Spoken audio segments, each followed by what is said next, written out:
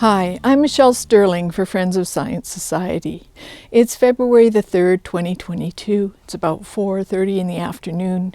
As you can see, the sun behind me is going down, and the sun hasn't been performing all day. You can see that there's no wind. None of the trees' branches are moving. So it's about minus 26, and there's been extreme cold warnings all across the province today and also yesterday. If you look at the ISO, at the Alberta Electric System Operator, you can see that coal is putting out the maximum power that it has, at maximum capacity. We're importing about 800 megawatts of power. From our friendly neighbors, from coal-fired power in Saskatchewan and coal-fired power in Montana, and some hydro from BC. Thank you, good neighbors. But the point is, wind and solar are performing like nothing today and nothing yesterday. Well, late in the day yesterday, wind picked up. But the problem is, yesterday, it was minus 40s across the province. There were extreme cold warnings, and there was no wind. When I got up in the morning, there was nothing, no wind.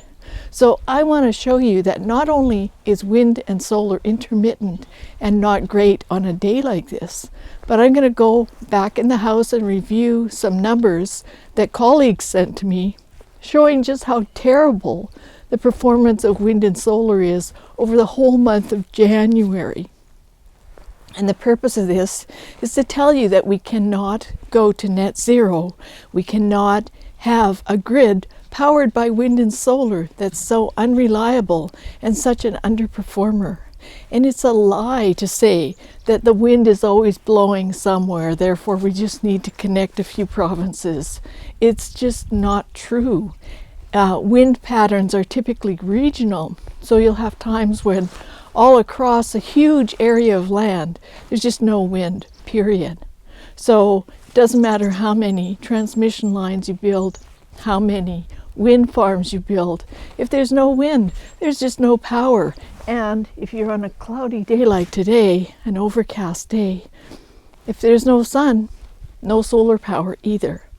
So you got to look at the details about how the power grid generates power, how it operates. It's not just like Lego. It's not just something that you flick the switch on and off and there's power. It's a very, very complicated system. And many of the green NGOs, all the climate activists, have misled you, the general public, into thinking that wind and solar are free, that they're cheap, that they're readily available.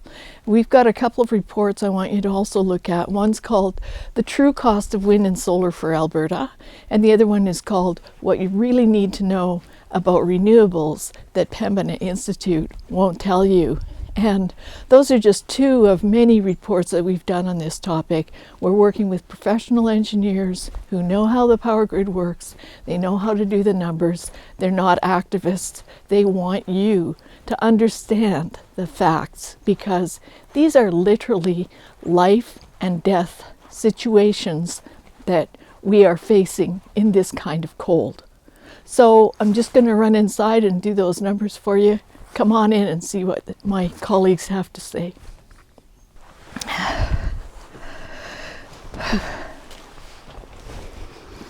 So let's have a look at what my colleagues sent me. This person says, I added up all the solar assets for January. For the month of January, all the solar assets in Alberta produced enough power to run Alberta for 2 hours. And they go on to say that Claresholm 1 and 2 solar farms have a nameplate capacity of 133 megawatts. In January, they produced 9,435 megawatt hours out of a maximum of 98,952 megawatt hours, meaning they produced only 9.5% of their nameplate capacity.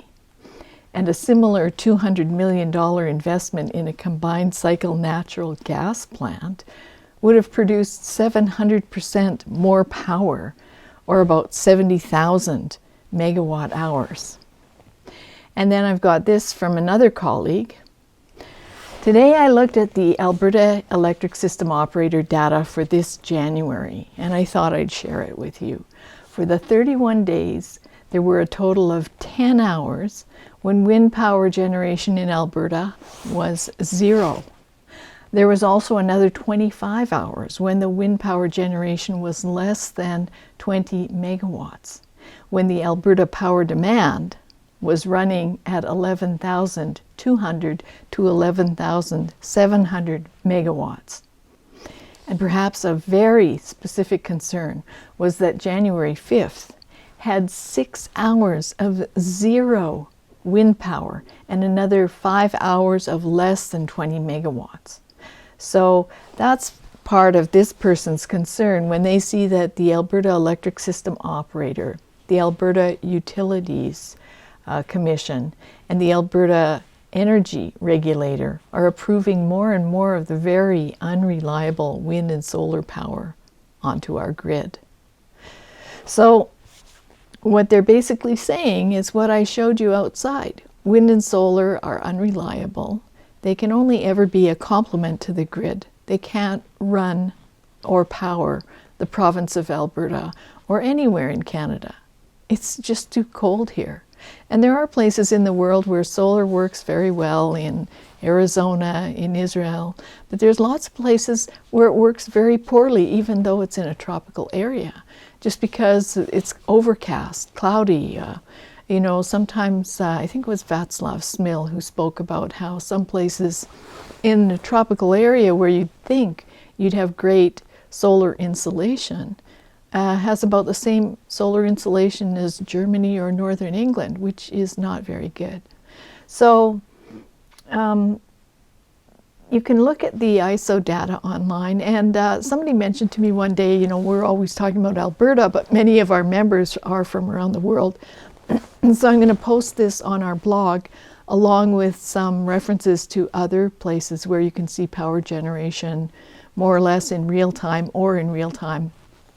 Ontario is one, Germany is one, the UK is another, but not every place seems to have the actual real-time power generation by source. But I'll give you some examples, and then you can look in your own areas, and if you find one, maybe you can send it along to us and we'll add it to the blog post. So that gives you a few insights into wind and solar in Alberta. For Friends of Science Society, I'm Michelle Stirling.